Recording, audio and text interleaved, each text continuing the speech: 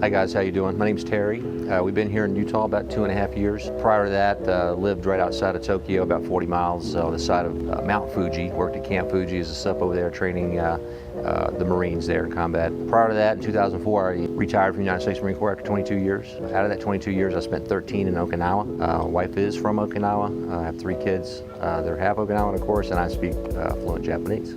As you see, I have a couple of cars here. I've had many over the years. My 2 favorite, of course, the Datsun 240Z. It's been modified a little bit. I like to say that it was born in Japan and raised in America. It's got the V8 385 stroker conversion, actually. And then, of course, my pride and joy here, the 1971 Hakosuka GC10.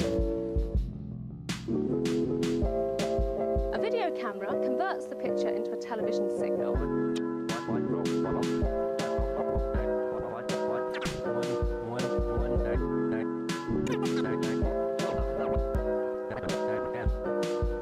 So modifications on the 71 Hako, it's a work in progress, but right now, of course, we got the R200 with the LSD, Nismo LSD upgrade. We have the 5-speed transmission upgrade, upgraded the engine from the L20 to L28, bored that 20,000 sober, so it's actually 2.85 liters. Went from 120 horsepower to about 220. We got the Mikuni Solex side draft triples, 44 ppHs, the MSD electronic ignition with Petronics and the distributor. Wheels all the way around with some proxies. Of course, we have the Kaminari headers and intake, the dual exhaust all the way back, and primarily that's it at this point. We have future upgrades as well coming.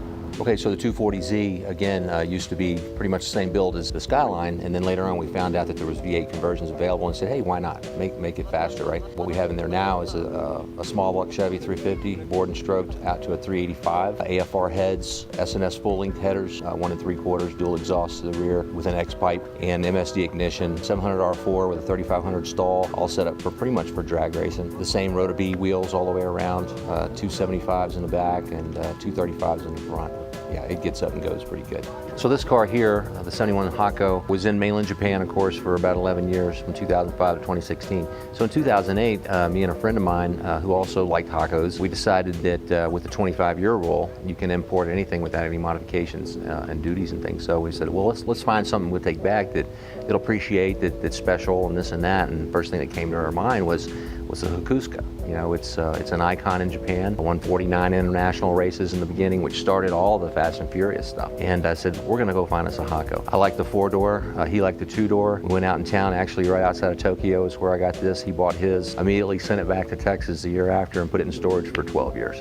And then recently got it and brought it in and started the restore on it. So love of cars, well, it's kind of inherent in a guy's DNA, I believe, for most anyway. But mine, again, being you know, a young 19-year-old man in Japan, in Okinawa, the car scene over there is just, it's unbelievable. They call it car life, actually. The camaraderie and they're a huge family. It doesn't matter what you ride, what you drive, or what mods you do to it. Everybody supports you and they respect you for that. So we got into that, you know, till this day, actually. And so my love began in Japan. It's just carried on throughout the years, and it's just, I've met so many great people and things like that. It's just a great thing to be in.